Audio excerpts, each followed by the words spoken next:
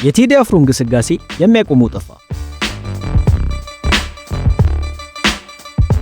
ለሁለተኛ ሳምንት ሙሉ ቻርቱን ሎክ አድርጎታል። 10 ደረጃዎች፣ አንድ አርቲስት። ቁጥሮቹ ግን ካለፉት 3 ሳምንት ይበልጥ አድገዋል። ዝርዝሩን አብረን እንይ።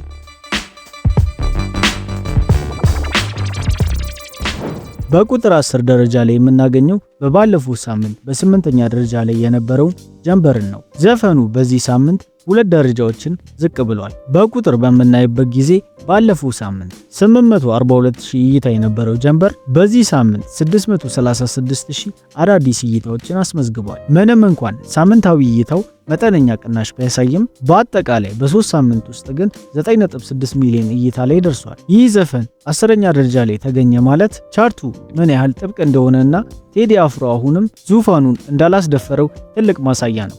ከቴዲ አፍሮ ጀንበር ጥቂት ልጋብዛችሁ።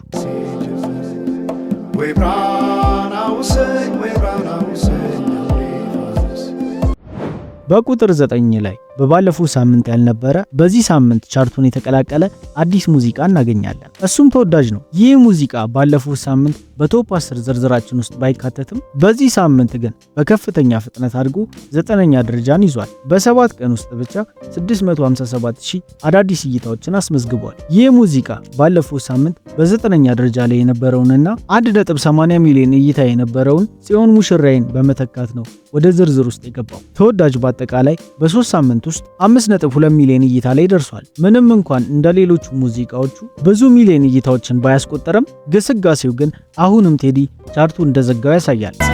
የት ይገኛል ቃላት። በቁጥር 8 ላይ ባለፈው ሳምንት ከነበረበት አንድ እርከን ከፍ ብሎ የምናገኘው ጽዮን ሙሽራዬን ነው። ይህ ሙዚቃ ባለፈው ሳምንት በ9ኛ ደረጃ ላይ የነበረ ሲሆን በዚህ ሳምንት ግን በ910000 አዳዲስ እይታዎች ታጅቦ ወደ 8ኛ ደረጃ ተሸጋግሯል። ምንም እንኳን ባለፈው ሳምንት በዚህ ደረጃ ላይ የነበረው ጀንበር 842000 እይታ የነበረው ቢሆንም ጽዮን ሙሽራዬ በ3 ሳምንት ውስጥ በአጠቃላይ 8.1 ሚሊዮን እይታዎችን በመሰብሰብ ጥንካሬውን እያሳየ ይገኛል። ከ9 ወደ 8 ከፍ ማለቱ አሁንም በአድማጮች ዘንድ ተመራጭነቱ እየጨመረ መሆኑን ያሳያል። ከጽዮን ሙሽራዬ ጥቂት ልጋብዛችሁ። የቶለም ሰላም ትላለህ የቶለም ሰላም ትላለህ።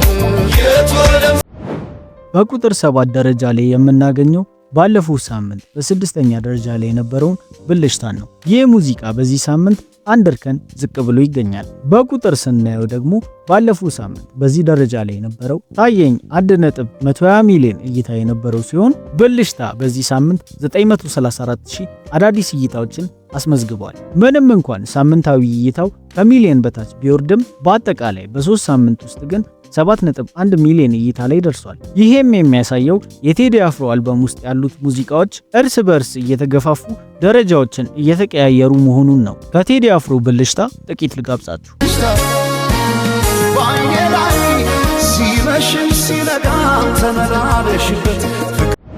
ወደ ቁጥር 6 ስንመጣ ባለፈው ሳምንት ከነበረበት 7ኛ ደረጃ አንድ እርከን ከፍ ብሎ የምናገኘው ታየኝን ነው። ይህ ሙዚቃ በዚህ ሳምንት ብቻ 1 ሚሊዮን አዳዲስ እይታዎችን በማስመዝገብ ዳግመኛ ወደ ሚሊዮን እይታዎች ተመልሷል። ምንም እንኳን ባለፈው ሳምንት በዚህ ደረጃ ላይ የነበረው ብልሽታ 1.120 ሚሊዮን እይታ የነበረው ቢሆንም ታየኝ ግን በ2 ሳምንት ውስጥ በአጠቃላይ 6.7 ሚሊዮን እይታዎችን በማስመዝገብ ደረጃውን አሻሽሏል። ከ7ኛ ወደ 6ኛ መጠጋቱ ሙዚቃው አሁንም አድማጭ እያገኘ መሆኑን ትልቅ ማሳያ ነው። ከቴዲ አፍሮ ታየኝ ጥቂት ልጋብዛችሁ። ሰማይ ጨለማ ለብሶ አንቺ ካልመጣሽ አውደ ዓመት አይሆን ቅዱስ ዮሐንስ።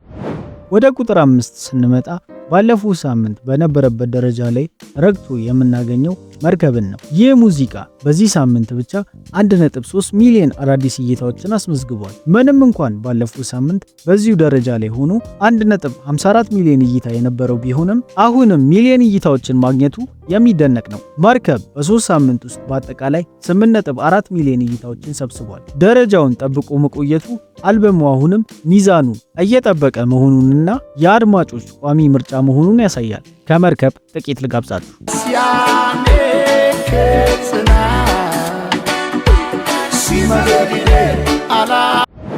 በቁጥር 4 ደረጃ ላይ የምናገኘው ባለፈው ሳምንት በቁጥር 3 ደረጃ ላይ የነበረውን ሰመመንን ነው። ይህ ሙዚቃ በዚህ ሳምንት አንድ እርከን ዝቅ ብሎ ይገኛል። በቁጥር ስናየው ደግሞ በዚህ ሳምንት 1,420,000 አዳዲስ እይታዎችን አስመዝግቧል። ምንም እንኳን ባለፈው ሳምንት በዚህ ደረጃ ላይ የነበረው ዘጸዳል 1,810,000 እይታዎች የነበሩት ቢሆንም ሰመመንን በ3 ሳምንት ውስጥ በአጠቃላይ 12 ሚሊዮን እይታዎችን በመያዝ አሁንም በከፍተኛ ደረጃ ከሚደመጡት ውስጥ አንዱ ነው።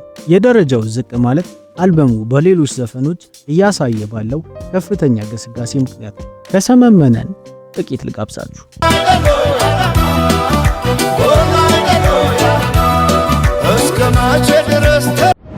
ወደ መጨረሾቹ 3 ደረጃዎች ስንገባ በቁጥር 3 ላይ የምናገኘው ባለፈው ሳምንት ከነበረበት 4ኛ ደረጃ አንድ እርከን ከፍ ያለውን ዘጸዳልን ነው። ይህ ሙዚቃ በዚህ ሳምንት ብቻ 1,555,000 አዳዲስ እይታዎችን በማስመዝገብ ወደ ላይ መጥቷል። ባለፈው ሳምንት በዚህ ደረጃ ላይ የምናገኘው ሰመመነን 1,970,000 እይታ ነበረው።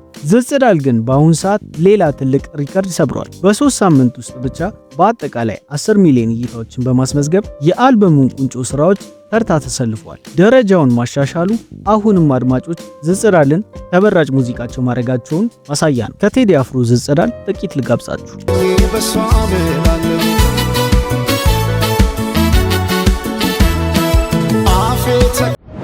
ወደ ታላቁ ፍልሚያ ከመሸጋገራችን በፊት በቁጥር 2 ደረጃ ላይ ባለፈው ሳምንት በነበረበት ጽኑ ሪከርድ የምናገኘው ሽቢባልን ነው። ይህ ሙዚቃ በዚህ ሳምንት ብቻ 1,840,000 አዳዲስ እይታዎችን ሰብስቧል። ምንም እንኳን ባለፈው ሳምንት ያስመዘገበው 2,390,000 እይታዎች ባይደገሙ አሁንም በሚሊዮኖች ግንባር ቀደም ሆኖ ተቀምጧል። ሽቢባል ባክ ቱ 90ስ በ3 ሳምንት ውስጥ ብቻ በአጠቃላይ 12 ሚሊዮን እይታዎችን በማስመዝገብ በአልበም ውስጥ ካሉ ተወዳጅ ስራዎች አንዱ መሆኑን አረጋግጧል። በቁጥር 2 ደረጃ ላይ ረግቶ መቆየቱ ለቁጥር 1 ያለውን ግፊት ይበልጥ አጓጊ አድርጎታል። ከቴዲ አፍሮ ሽቢባል ባክ ቱ 90ስ ጥቂት ልጋብዛችሁ።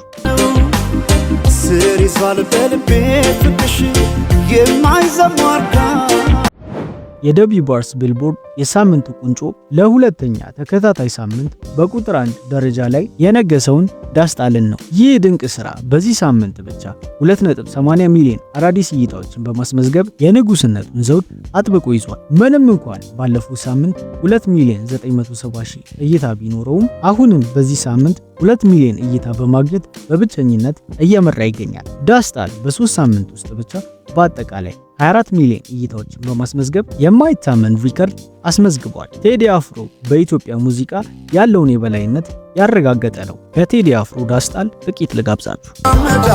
አገር ተለያይቶ ምሰሶው ዘመነ ጣራው ያፈሳል።